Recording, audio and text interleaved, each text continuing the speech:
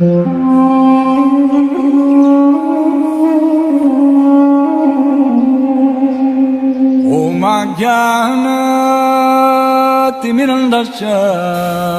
I am stressing.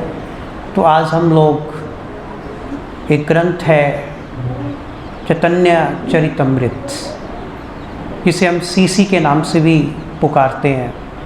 तो चैतन्य चरितमृत से आज मैं एक श्लोक ले रहा हूँ, उसी पर आधारित आज का हमारा लेक्चर होगा। बहुत ही इम्पोर्टेंट श्लोक है। सीसी चैतन्य चरितमृत की जो मध्य लीला है, उसका जो 20वां अध्याय है, उसका 118वां श्लोक है। कभू स्वर्गे उठाए, कभू स्वर्गे उठाए, कभू नरके डुबाए, कभू स्वर्गे उठाए, कभू नरके डुबाए, दंडय जने राजा,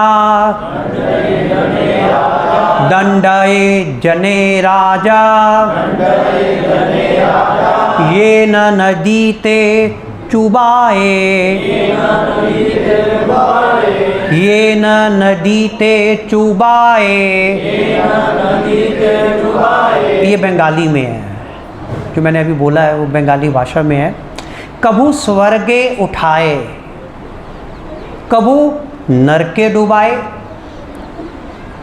इसका मतलब क्या है कि इस भौतिक संसार में और इस भौतिक अवस्था में जीव को कभी उच्चतर ग्रह मंडलों में, स्वर्ग लोक तक ऊपर उठा दिया जाता है, कभी तो हमें स्वर्ग में ऊपर उठा दिया गया, तो कभी नरक में डुबो दिया जाता है। कभू स्वर्गे उठाए, कभू नरके डुबाए, कि कभी तो हमें स्वर्ग में भेज दिया जाता है इस भौतिक संसार में, और कभी हमें नरक में डुबा दिया जाता है। दंडे जने राजा, दंडे जने राजा, येन नदीते चुबाए। जिस प्रकार एक अपराधी को जब राजा दंड देता है, दंडे जने राजा, कि अगर राजा किसी अपराधी को, जने मीन अपराधी, अगर राजा किसी अपराधी को दंड देता है तो वो क्या करता है? कभी उसको पानी में डुबोता है, कभी उसको पानी में से बाहर निकाल लेता है, फिर उसको पानी में डुबोता है, फिर उसको पानी में से बाहर निकाल लेता है, ताकि उसकी सांसें चलती रहे, पनिशमेंट भी उसे मिलती रहे, उसकी सांसें भी चलती रहे। और चैतन्य महाप्रभु हम जैसे बद्ध जीवों की स्थिति का इस श्लोक के माध्यम से वर्णन कर रहे हैं। हम लोग बद्ध जीव इस भौतिक संसार की जो प्रकृति है, भौतिक प्रकृति जिसे माया कहते हैं, माया तो सभी जानते हैं ना। वैसे तो हम लोग पहले यही जानते थे कि माया का मतलब है धन दौलत पैसा, वो भी है, लेकिन ये संसार और ये भौतिक प्रकृति, ये सबसे बड़ी माया है। और हम लोग इस माया के चंगुल में बुरी तरह फंसे हुए हैं। मान लीजिए कि हम लोग कार में जा रहे हैं, we are sitting in the car, और कार कोई ड्राइवर चला रहा है। अब आपका ड्राइवर पे कंट्रोल नहीं है, you have no control over your driver. Then what will happen? क्या होगा, क्या हो सकता है? तो वो कार को अपनी मर्जी से कहीं भी लेके जा सकता है, वो कार को अपनी मर्जी से नरक में भी लेके जा सकता है। ठीक उसी प्रकार ये जो हमारा शरीर रूपी जो कार है, जो शरीर रूपी यंत्र है, ये किसके नियंत्रण में है? ये शरीर हमें किसने दिया है? प्रकृति ने दिया है। और ये शरीर इस माया के भौतिक प्रकृति के नियंत्रण में है। तो ये माया फिर हमें कहीं भी लेके जा सकती है, चाहे हमें वो नरक में ले जाए। तो चैतन्य महाप्रभु हमारी स्थिति का वर्णन कर रहे हैं श्लोक के माध्यम से। तो वो कह रहे हैं कि ये जो प्रकृति है, ये जो माया है, कभी हमें ऊपर ले जाएगी, हम उच्च लोकों में चले जाएंगे, और कभी हम नीचे की योनियों में, नीचे के लोकों में चले जाएंगे। तो इस प्रकार हम जन्म जन्मांतर दुख भोग रहे हैं, हम इस चक्कर से बाहर ही नहीं निकल पा रहे। उसका कारण क्या है? क्योंकि हम लोग स्वतंत्र नहीं है। हम लोग किसके कंट्रोल में हैं? हम लोग माया के कंट्रोल में हैं। इस भौतिक प्रकृति के हम लोग पूरी तरह अधीन हैं, और जिसके कारण हमें बारंबार जो है वो दुख भोगना पड़ रहा है। पहले अपराधी को पानी में डुबाया जाता है, फिर उसको पानी से ऊपर उठाया जाता है, फिर उसको पानी में डुबाया जाता है, फिर उसको पानी से ऊपर उठाया जाता है। हमारी स्थिति भी ऐसी है। कभी हम स्वर्ग में जा रहे हैं, कभी हम उच्च लोकों में जा रहे हैं, कभी हम नीचे की योनियों में जा रहे हैं। लेकिन क्या किया जा रहा है? उसको मृत्यु उसकी नहीं होने दी जाती। जैसे उसके श्वास रुकते हैं, उसको फिर पानी से बाहर निकाल लेते हैं। तो ठीक हमारी स्थिति भी ऐसी है, ना हम इधर के ना हम उधर के। तो हम इस भौतिक संसार में कष्ट, तकलीफ और दुख जो है वो माया के कारण झेल रहे हैं। और श्रीमद् भागवतम में, Shrimad Bhagavatam gives the direction on this point. Shrimad Bhagavatam हमें ये जो चैतन्य महाप्रभु ने हमारी स्थिति का वर्णन किया है, उसके बारे में कुछ गाइडलाइंस दे रही है, हमें कुछ डायरेक्शन दे रही है। तो श्रीमद् भागवतम का एक श्लोक है, बहुत ही इंपॉर्टेंट श्लोक है, यू कैन नोट डाउन। 11वें स्कंद का दूसरा जो चैप्टर है, उसका 37वां श्लोक है। भयं द्वितीया अभिनिवेशतः सयाद ईशाद अपेतस्य विपर्यो असमृतिः तन्माया तो बुद्ध आबजेत तम भक्त्या कैयशम गुरु देवता आत्मा। बहुत सुंदर वर्णन कर रहे हैं सुखदेव गोस्वामी महाराज। वो बता रहे हैं कि जब जीव आत्मा भगवान की बहिरंगा शक्ति की ओर आकर्षित होता है, अब हम किसकी ओर आकर्षित है? इस संसार की ओर आकर्षित है। संसार अच्छा लग रहा है, और जैसे ही हम भगवान की इस बहिरंगा शक्ति, जो भौतिक संसार, जो भौतिक प्रकृति है, उसकी ओर आकर्षित होते हैं, उसमें लीन होते हैं, तो हम एक गलती करते हैं। हम अपनी एक गलत पहचान करते हैं। हम अपने आप को शरीर के रूप में अपनी पहचान करते हैं, और तभी भय उत्पन्न होता है। भयम द्वितीय अभिनिवेशत सायाद। भयम का मतलब है भय, डर। द्वितीय का मतलब है अदर देन कृष्णा। द्वितीय का मतलब भगवान से कोई और। भगवान से कोई और कौन है? ये भौतिक संसार। जब हम भगवान को भूल जाते हैं, जब हम इस संसार में लीन हो जाते हैं, तो फिर क्या हो जाते हैं? हम भगवान को भूल जाते हैं। और जब हम भगवान को भूल जाते हैं, तो फिर हमें क्या विस्मृति होती है कि हम भगवान के दास। हमें यही भूल जाता है। हम लोग ये भूल जाते हैं कि हम भगवान के दास है। विपर्यो असमृति। विपर्यो असमृतिया। विपर्यो का मतलब है रिवर्स। हम लोग भगवान के दास हैं, हम उसके रिवर्स हो जाते हैं। हम लोग सोचते हैं कि हम स्वामी हैं, लेकिन हम लोग कौन है? भगवान के दास है। हम इसको भूल जाते हैं। और जो वास्तव में बुद्धिमान है, इस श्लोक की लास्ट लाइन में बता रहे हैं, तन मायोता बुद्ध आब जेत तम। बुद्ध मतलब इंटेलिजेंट पर्सन। आप जेत तम, कि जो बुद्धिमान व्यक्ति है वह भगवान को, भगवान कृष्ण को अपने आध्यात्मिक गुरु, पूज्य देवता एवं जीवन के स्रोत के रूप में अनन्य भाव से पूजता है। भक्ते एक यशम, भक्ते एक यशम का मतलब क्या है? भक्ति करना। एक क्या? एक का मतलब है अन्यों को छोड़कर, केवल एक की। ऐशम का मतलब है भगवान कृष्ण, ईशम। तो जो व्यक्ति वास्तव में बुद्धिमान है वो गुरु, देवता, आत्मा, वो भगवान कृष्ण को अपने गुरु के रूप में पूजता है, भगवान कृष्ण को देवता के रूप में पूजता है, परम देवता के रूप में, और भगवान कृष्ण को जीवन का जो स्रोत है, आत्मा, उसके रूप में पूजता है। इस श्लोक में ये बता रहे हैं। और जब हम भगवान कृष्ण को भूल जाते हैं तो क्या होता है? फिर हम पता है क्या सोचते हैं? हम सोचते हैं there is no God, there is no controller, there is no lord. हम ये सोचते हैं कोई है ही नहीं है, कोई भगवान ही नहीं है। तब क्या होता है?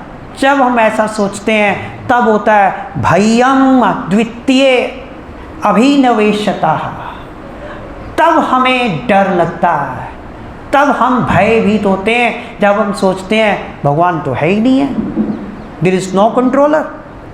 तब हमें भय लगता है और हम हमेशा फिर भयभीत रहते हैं। क्यों? इस श्लोक में बता रहे हैं सुखदेव गोस्वामी महाराज, हम क्यों भयभीत रहते हैं? क्योंकि हमने ये मान लिया है कि कोई भगवान नहीं है। हमने ये मान लिया है कि कोई भगवान नहीं है। जैसे मैं आपको एक एग्जांपल देता हूँ। एक अनाथ बच्चा है, और जब अनाथ बच्चा मेले में खो जाता है तो क्या उसकी स्थिति होती है पता आपको? He feels helpless. वो असहाय, निस्सहाय महसूस करता है।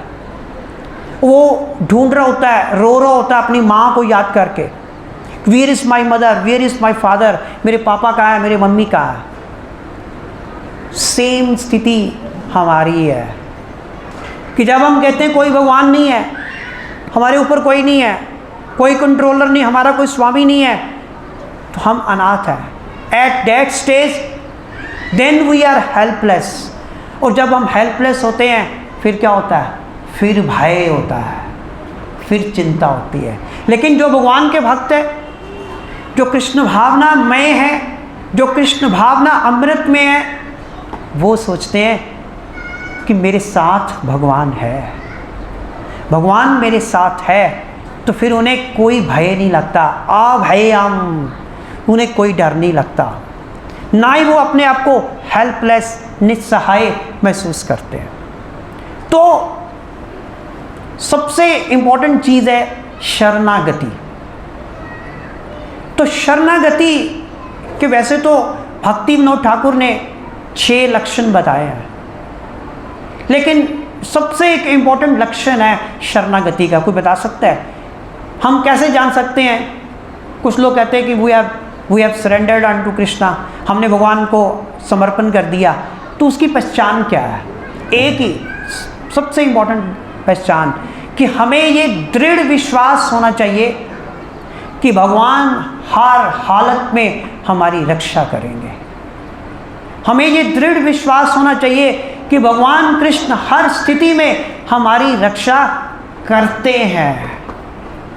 तो ये लक्षण है शरणागति का।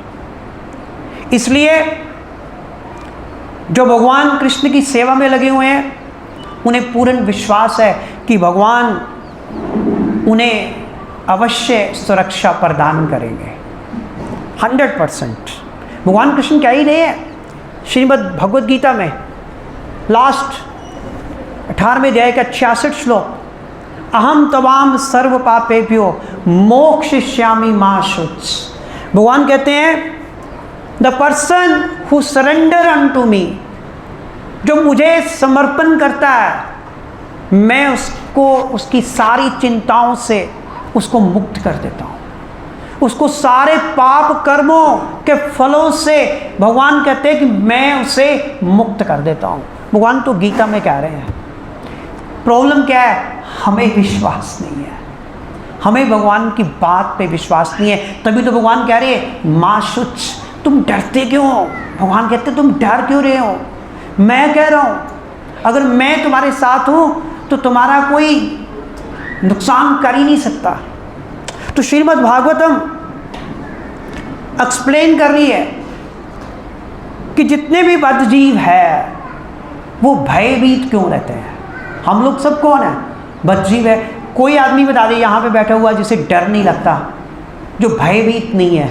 उसका रीज़न बता रहे हैं, उसका रीज़न बता रहे हैं भयम भयम द्वितीय अभिनवेशतः, भयम द्वितीय अभिनवेशतः। क्यों द्वितीय का मतलब है हमने भगवान को छोड़कर, भगवान कृष्ण को छोड़कर, द्वितीय का मतलब है किसी और का आश्रय ले लिया है। भगवान कृष्ण को छोड़कर हमने किसी और का आश्रय ले लिया है। इसी कारण हम डरते हैं, इसी कारण हमारे अंदर डर है। हम आश्रय हम संसार का ले रहे हैं, माया का ले रहे हैं, इसी कारण हमारे अंदर डर है। और ये जो माया हम जानते ही नहीं है। मैं अध्यक्षेन, भगवान कृष्ण कह रहे हैं कि ये जो माया है मेरे ही नियंत्रण में काम करती है, भगवान कृष्ण कह रहे हैं।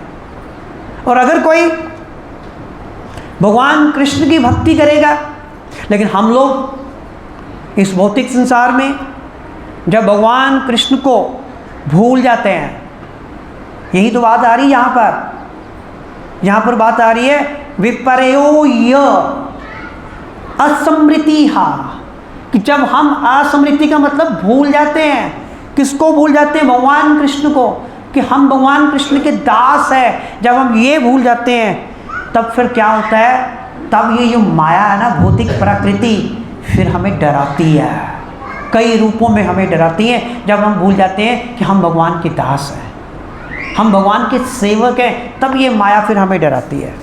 और जब हम पूरी तरह कृष्ण भावना अमृत होते हैं तो भौतिक प्रकृति से हम कभी भी फिर भयभीत नहीं होते।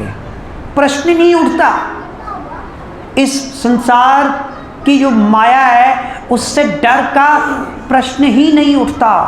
क्यों? क्योंकि हम पूरी तरह भगवान के संरक्षण में होते हैं, जब हम कृष्ण भावना अमृत में होते हैं। और इसलिए सबसे इम्पोर्टेंट चीज़ क्या है? हमें अपनी खोई हुई जो कृष्ण चेतना है उसे पुनः वापस लेके आना है। आज हम भगवान कृष्ण की भक्ति छोड़ चुके हैं, आज हम भगवान कृष्ण को भूल चुके हैं। We have to regain our dead consciousness, we have to regain our Krishna consciousness. उसको कैसे कर सकते रीगेन? हम अपनी कृष्ण चेतना को पुनः कैसे प्राप्त कर सकते हैं? एक ही साधन है, सिर्फ एक ही मेथड है। ना तो हम ब्रीदिंग के द्वारा, ना हम चैरिटी के द्वारा, ना हम मेंटल स्पेकुलेशन के द्वारा, और ना ही हम कोई अन्य पुण्य कर्मों के द्वारा अपनी कृष्ण चेतना जो है, कृष्ण भावना अमृत जो है, उसको पुनः वापस नहीं ला सकते। केवल एक मेथड है। और इस श्लोक में आ रहा है, इस श्लोक में आ रहा है भक्त्या एकया ऐशम, भक्त्या एकया ऐशम। भक्त्या का मतलब भक्ति, भक्त्या का मतलब है भक्ति। एकया, एकया का मतलब है अनन्य भाव से, केवल। एकया का मतलब केवल, ईशम मीन भगवान। केवल अगर हम भगवान की भक्ति करेंगे, किस प्रकार?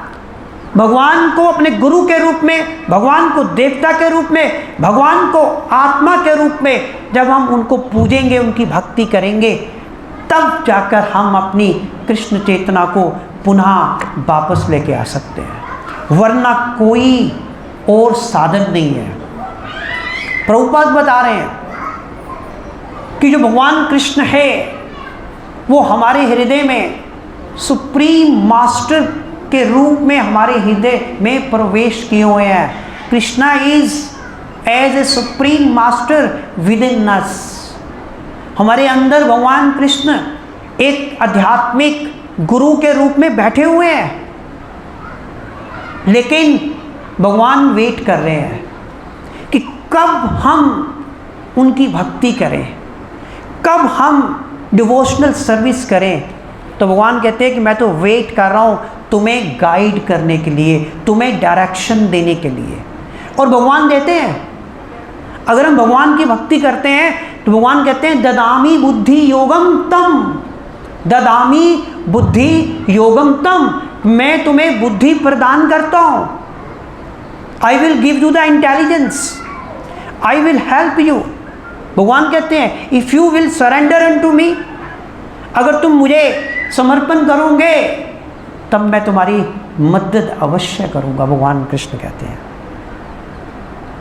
ऐसा नहीं है कि भगवान कृष्ण कभी हमारी मदद करते ही नहीं है। भगवान तो वेट कर रहे हैं। हमारे हृदय में भगवान कृष्ण एक स्पिरिचुअल मास्टर के रूप में, जिसे हम कहते हैं चैतन्य गुरु, सुना है ना, हमारे डिवोटीज को तो पता ही है चैतन्य गुरु। तो भगवान चैतन्य गुरु के रूप में हमारे हृदय में वास करते हैं, हमें डायरेक्ट करने के लिए, हमें गाइड करने के लिए। वो तो वेट करते हैं कब हम उनकी भक्ति करें। भगवान कहते हैं मैं तो आपको इंटेलिजेंस देने के लिए बैठा हूँ। और श्रीमद् भागवतम में एक जिक्र आता है बड़ा इंपॉर्टेंट, जो इसी से संबंधित है, कि एक बार महाराज परीक्षित ने सुखदेव गोस्वामी जी से प्रश्न किया कि मुझे डाउट तो नहीं है, मुझे भगवान कृष्ण की भक्ति पर, मुझे भगवान कृष्ण पर कोई डाउट तो नहीं है, फिर भी मैं ये जानना चाहता हूँ लोगों के लिए, कल लोग भगवान कृष्ण के बारे में गलत कोई अपना विचार न बनाए, तो मैं इसलिए जानना चाहता हूँ कि भगवान कृष्ण तो पांडवों के इतने मित्र थे, रिलेटिव थे, उनके रिश्तेदार थे, फिर भी पांडवों को इतने दुख और इतने तकलीफ़ें सहनी पड़ी। और आप तो यहाँ कह रहे हैं कि आई विल हेल्प यू, अगर आप मेरी भक्ति करोगे तो मैं आपकी मदद करूँगा, तो फिर पांडवों को इतने कष्ट क्यों सहने पड़े। और साथ में उन्होंने दूसरा प्रश्न भी पूछा। उन्होंने पूछा, महाराज परीक्षित ने प्रश्न पूछा कि भगवान विष्णु के या भगवान कृष्ण के जो भक्त हैं उनको बहुत दुख सहने पड़ते हैं, और ज़्यादातर तो वो गरीब होते हैं, इसका कारण क्या है। तो सुखदेव मुनि जी ने, सुखदेव गोस्वामी जी ने कहा कि यही प्रश्न तुम्हारे दादा ने भी पूछा था, महाराज युधिष्ठिर ने। महाराज युधिष्ठिर ने भी उस वक्त स्वयं भगवान कृष्ण से यही प्रश्न पूछा था कि आपके भक्त इतने दुखी क्यों रहते हैं, उनको कष्ट क्यों आते हैं, वो गरीब क्यों होते हैं। तो सुखदेव गोस्वामी ने कहा कि मैं वही उत्तर तुम्हें दूंगा जो भगवान कृष्ण ने तुम्हारे दादा को दिया था। तो श्रीमद् भागवतम के 10वें स्कंद के 88वें चैप्टर के 8th श्लोक में उसका उत्तर सुखदेव गोस्वामी महाराज सुना रहे हैं, जो भगवान कृष्ण ने युधिष्ठिर महाराज को दिया था। उन्होंने कहा, यस्य अहम अनुग्रह नामी, यस्य अहम अनुग्रह नामी हरिष्ये तद धनम शनैः। यस्य अहम अनुग्रहामि, भगवान कृष्ण कहते हैं कि मैं जिस पर विशेष कृपा करता हूँ ना, यस्य मीन जिस पर, अहम मैंने मैं, अनुग्रह नामी कृपा करता हूँ, भगवान कृष्ण कहते हैं यस्य अहम अनुग्रह नामी, कि जिस पर मैं विशेष कृपा करता हूँ ना, तो क्या करता हूँ। भगवान कृष्ण कह रहे हैं हरिष्ये, हरिष्य का मतलब होता है हर लेना, हरण कर लेना, छीन लेना। हरिष्ये तद धनम शनैः, कि मैं उसके सारे धन सारी संपत्ति को छीन लेता हूँ जिस पे मैं विशेष कृपा करता हूँ। इसीलिए तो लोग भगवान विष्णु के भक्त नहीं बनते, डरते हैं। भगवान कृष्ण कह रहे हैं कि मैं जिस पे विशेष कृपा करता हूँ उसका सब कुछ छीन लेता हूँ, धीरे धीरे उसे मैं धन से वंचित कर देता हूँ। फिर क्या होता है? ततो अधनम त्यजन्ति अस्य, कि जब ततो अधनम का मतलब जब वो निर्धन हो जाता है, ततो अधनम त्यजन्ति अस्य स्वजना, त्यजन्ति का मतलब फिर उसके जो त्याग कर देना, परित्याग करना, अस्य मीन उसका, स्वजना उसके जितने भी मित्र उसके जितने भी रिश्तेदार हैं, जैसे ही वो निर्धन हो जाता है उसका त्याग कर देते हैं, उसका परित्याग कर देते हैं। दुख दुखितम, आगे भगवान कह रहे हैं ततो अधनम त्यजन्ति अस्या स्वजना दुख दुखितम। फिर क्या होता है? फिर उसके जीवन में दुख ही दुख, कष्ट ही कष्ट होते हैं। भगवान कृष्ण कह रहे हैं, ये भगवान बता रहे हैं। तो ऐसा क्यों? अब प्रश्न उठता है कि जो भगवान विष्णु की कृष्ण की भक्ति कर रहा है, भगवान उसका सब कुछ छीन ही क्यों लेते? जहाँ तक कि उसके रिश्तेदार उसके सगे संबंधी भी उसका परित्याग कर देते हैं। भी बात क्या है? एक तो वो भगवान की भक्ति कर रहा है और भगवान ने उसका सब कुछ छीन लिया, तो उसका कारण क्या है? तो भगवान कृष्ण अगले श्लोक में बता रहे हैं, वो बता रहे हैं ताकि वह मेरे प्रति और अधिक समर्पित हो जाए।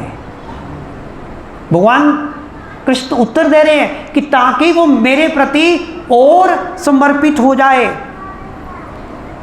जब वह पूरी तरह हेल्पलेस हो जाएगा, जब वह पूरी तरह निस्सहाय हो जाएगा, जब उसे लगेगा कि अब मेरी कोई भी व्यक्ति, कोई भी चीज़, कोई भी मेरी संपत्ति मेरी हेल्प नहीं कर सकती, ना मेरे पास धन है, ना संपत्ति है, ना मेरे पास स्वजन है, ना रिश्तेदार है, ना मित्र है, जब उसे ये लगता है अब मेरी कोई हेल्प नहीं कर सकता, तो फिर भगवान कहते हैं तब उसको मेरी याद आती है, तब उसे कृष्ण याद आते हैं। तब वो कहता है भगवान मुझे ले लो, भगवान मुझे ले चलो, अपने धाम ले चलो। भगवान कहते हैं इसलिए जिस पे मैं विशेष कृपा करता हूँ, जिसे मैंने अपने धाम लेके जाना होता है, जिसे मैंने अपने साथ लेके जाना होता है, उस पे मैं ये विशेष कृपा करता हूँ, उसका मैं सब कुछ छीन लेता हूँ। और जब उसके पास अभी भी कुछ थोड़ी बहुत ही संपत्ति बची होती है ना, भगवान कहते तब तक उसे ये होता है कि ये मेरी संपत्ति, जो मेरे पास चीज़ है, शायद ये मेरी हेल्प कर दे, भगवान कहते हैं। और लेकिन जब उसके पास कुछ नहीं बचता और जब उसके पास थोड़ी बहुत संपत्ति बची होती है, भगवान कहते हैं वो कभी समर्पण नहीं करता, वो कभी सरेंडर नहीं करेगा मुझे, जब तक थोड़ा भी उसके पास कुछ बचा हुआ है। और जब उसका सब कुछ खत्म हो जाता है, भगवान कहते हैं फिर वो मुझे सरेंडर करता है। तो भगवान कहते हैं कि मैं चाहता हूँ, भगवान कहते हैं कि वो मेरी भक्ति कर रहा होता है, वो मेरी भक्ति कर रहा है सच्चे मन से, लेकिन फिर भी ही वांट्स नॉनसेंस थिंग्स, अभी भी उसका ध्यान कहीं और है, लेकिन वो मेरी सच्ची भक्ति कर रहा होता है, इसलिए मैं उस पर विशेष कृपा करके उसका सब कुछ छीन लेता हूँ, ताकि वह अपने आप को असहाय महसूस करे और फिर मेरे पास आ जाए।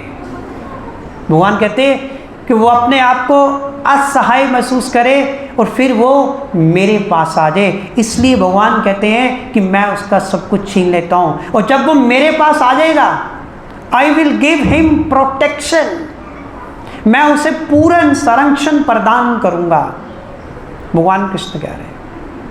और कई बार तो भगवान कृष्ण हमें टेस्ट भी करते हैं, कई बार भगवान कृष्ण हमें टेस्ट भी करते हैं कि क्या वाकई हम सच्चे भक्त हैं भगवान के, कि हम ड्रामा ही कर रहे हैं, माथे पे तिलक लगा लिया, धोती कुर्ता पहन लिया, गले में कंठी माला पहन ली। तो भगवान कई बार हमें टेस्ट भी करते हैं, हमारी परीक्षा भी लेते हैं, क्योंकि हम लोग अभी भी इंद्रियां तृप्तियों के पीछे भाग रहे हैं, अभी भी सेंस ग्रेटिफिकेशन हमारे जीवन में है। और एक सबसे बड़ी इम्पोर्टेंट चीज़, हम भगवान को अपना ऑर्डर सप्लायर मानते हैं। ऑर्डर सप्लायर समझते क्या? आदेश पालक। हम भगवान को अपना आदेश पालक मानते हैं। हम भगवान से मांगते हैं, भगवान मुझे ये दे दो, भगवान मुझे वो दे दो। इसको कहते हैं हम भगवान को आदेश पालक, ऑर्डर सप्लायर। हमने जो मांगा भगवान वो दे दे, हम ये कर रहे हैं। और अगर भगवान हमें नहीं देते, हम पता क्या कहते हैं? ये काहे के कृष्ण है, ये काहे के भगवान है। यही करते हैं हम लोग। अगर भगवान हमें नहीं देते तो हम क्या देते हैं? ये काहे के भगवान है। तो फिर हम क्या करते हैं? हम रिजेक्ट कर देते हैं कृष्णा को। फिर हम डेमी गॉड्स के पास जाते हैं कि चलो इनसे हमें कुछ ना कुछ मिलेगा। तो इस तरह की भक्ति जो है ना, या इस तरह की जो भक्ति में सेवा है, उसको भगवान कृष्ण कभी भी स्वीकार नहीं करते कि अगर हम भगवान से मांगते रहेंगे, इस प्रकार की सेवा भगवान कृष्ण जो है कभी भी स्वीकार नहीं करते। ये तो भक्ति थोड़ा है, दिस इज मर्केंटाइल बिजनेस, वाणिज्य व्यापार, इसको कहते हैं मर्केंटाइल बिजनेस। वाणिज्य कहाँ से वर्ड आया? बिजनेस से, व्यापार से। तो ये तो खरीदो फरोख्त होगी, ये तो व्यापार हो गया। अगर हम कृष्ण के पास इस उद्देश्य से जाते हैं कि कृष्ण हमारे ऑर्डर सप्लायर हैं, कृष्ण हमारे आदेश पालक हैं, या कृष्ण हमारे आदेश पालक बने, तो भक्ति का तो कोई प्रश्न ही नहीं उठता। फिर वो भक्ति नहीं है।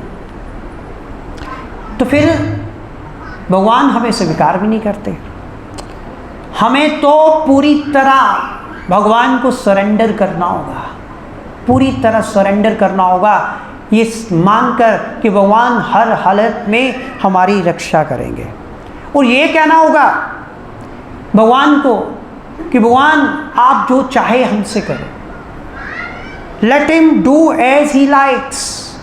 भगवान जो भी हमारे साथ करें भगवान को करने दो, अच्छा करें तब भी भगवान को करने दें, बुरा करें तब भी हम कुछ ना कहें, उन्हें वही करने दो जो वह चाहते हैं।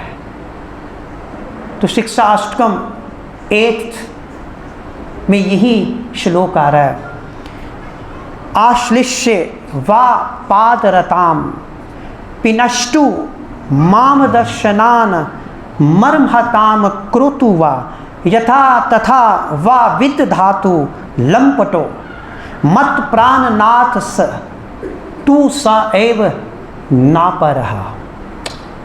चैतन्य महाप्रभु कह रहे हैं कि भगवान कृष्ण मुझ सेवक का आलिंगन करें या ना करें, भगवान कृष्ण मुझ सेवक का आलिंगन करें या ना करें, मुझे अपने दर्शन दे या ना दे, मुझे अपना माने या ना माने, वह चंचल नटखट श्री कृष्ण ही मेरे प्राणों के स्वामी हैं।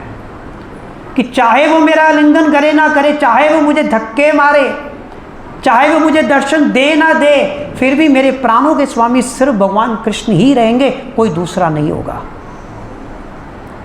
और भक्त भगवान से कहता है कि भगवान आप स्वतंत्र हो मुझसे किसी भी तरह ट्रीट करने के लिए, you are free to treat me as you like, but you are my worshipable lord. मेरे आराध्य देव तो भगवान सिर्फ आप ही रहेंगे, चाहे आप मेरे साथ किसी प्रकार किसी भी तरह ट्रीट करें, लेकिन हमेशा मेरे स्वामी मेरे भगवान आप ही रहेंगे।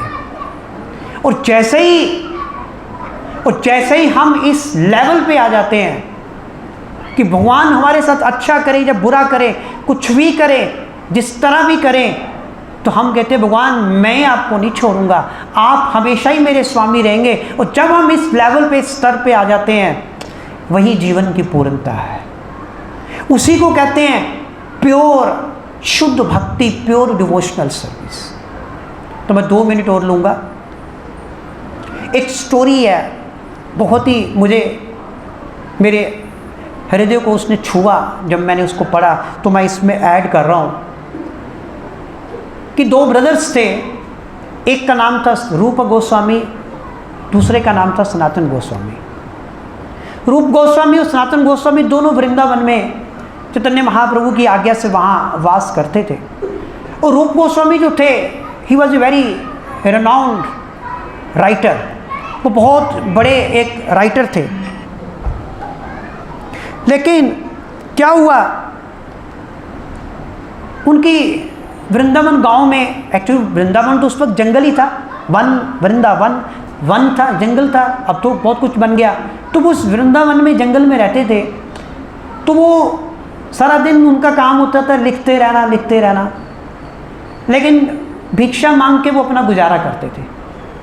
जिनके भी घर में जाते थे, लोग उन्हें मना नहीं करते थे। यहाँ तक कि लोग उनसे अपने फैसले करवाते थे रूपा गोस्वामी से। जब घर में कोई झगड़ा वगैरह हो जाता था, तो वो कचहरी लगती थी रूपा गोस्वामी के प्रेजेंस में।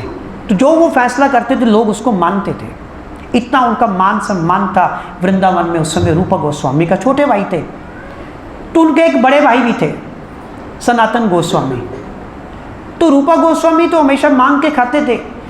तो एक दिन उनके मन में ऐसा विचार आया कि काश मेरे पास राशन हो, इंग्रेडिएंट्स हो भोजन पकाने के लिए। तो अगर मेरे पास कोई रॉ मटेरियल हो, सामग्री हो, तो मैं भोजन पका के अपने बड़े भाई सनातन गोस्वामी को इनवाइट करके उनको ये भोजन जो था वो मैं ऑफ़र करूँगा। अब उन्होंने विचार ही किया, तो एक लड़की आ गई उनके पास। She was the most beautiful, बहुत सुंदर लड़की, गोरा रंग। तो उनको राशन देने के लिए आई।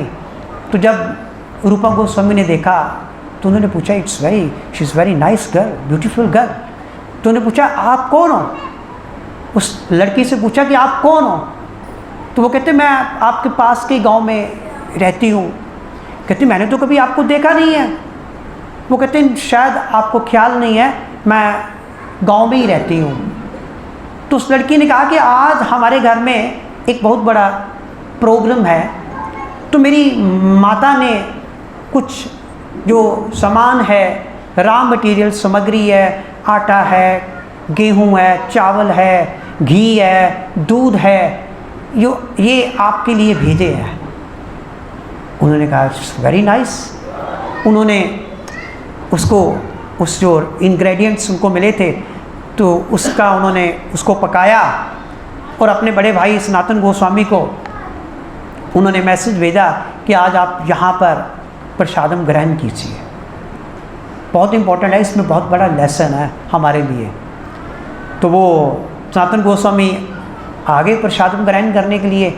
जब उन्होंने प्रसादम ग्रहण कर रहे थे, तो वो बड़े सरप्राइज़ हुए। कहते, इतना अद्भुत प्रसादम, कहते ये तुम्हारे पास इतना सामान, ये चीज़ें कहाँ से आई? तो बहुत स्वादिष्ट है, ये तो बहुत ही अद्भुत है। उसने कहा कि एक लड़की आई थी, बहुत ब्यूटीफुल, सुंदर लड़की थी, गोरा रंग था, तो वो मुझे ये चीज़ें देगी। कहते, तुमने उसको पहचाना नहीं? वो लड़की कौन थी? कहते, नहीं, मैंने उनसे पूछा। वो लड़की कहती, मैं आपके गांव में रहने वाली हूँ। वो कहते, ऐसे कैसे हो सकता? सनातन गोस्वामी ने कहा कि कोई लड़की हमें आके प्रसादम दे दे। तो सनातन गोस्वामी ने कहा, कहते, ये तो राधा रानी थी, ये तो राधा रानी आई थी। तुमने मन में सोचा, तुमने मन में विचार किया कि आज मैं सनातन को पकाकर भोजन प्रसाद के रूप में ऑफर करूंगा, तो राधा रानी तुम्हारी सेवा के लिए, हमारी सेवा के लिए आ गई। तो उन्होंने कहा, सनातन गोस्वामी ने, कि रूप गोस्वामी, आज तो तुमने मेरा कत्ल कर दिया, आज तो तुमने मेरा मर्डर कर दिया कि हमने भगवान कृष्ण से सेवा ली। ये तो बहुत बड़ा अपराध हो गया कि हमने भगवान कृष्ण से सर्विस ली। और हम लोग क्या करते हैं? हम तो रोज़ मांगते हैं कि भगवान मेरा ये कर दो, भगवान मुझे ये दे दो। तो गलत है। भगवान कृष्ण तो हमेशा तैयार रहते हैं अपने भक्तों की सेवा करने के लिए। He is always looking for the opportunity how to serve my devotee. भगवान तो तैयार बैठे हैं, लेकिन जो भक्त होते हैं ना, सही में भक्त होते हैं, वो भी बड़े चुस्त होते हैं। They are also so clever, वो भी बड़े चुस्त होते हैं। वो भी कहते हैं भगवान मैं आपकी सेवा एक्सेप्ट नहीं करूँगा। वो कहते हैं भगवान I will never accept your service.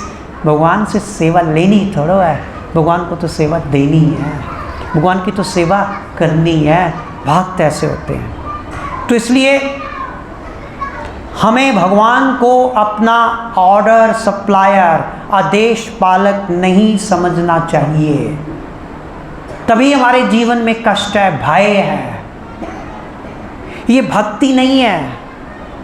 This is not devotional service. अगर हम भगवान को ऑर्डर सप्लायर मानते हैं, आदेश पालक मानते हैं अपना, ये तो खरीदो फरोख्त है, ये तो व्यापार है। This is a mercantile business.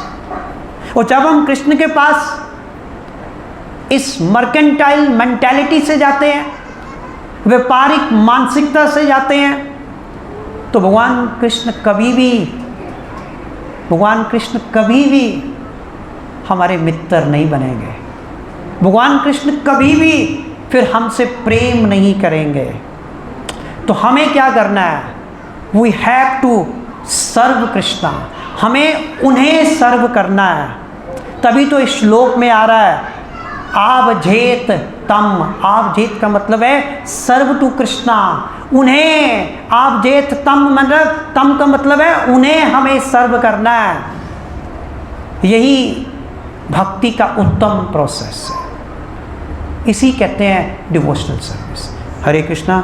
Srila Prabhupada की जय।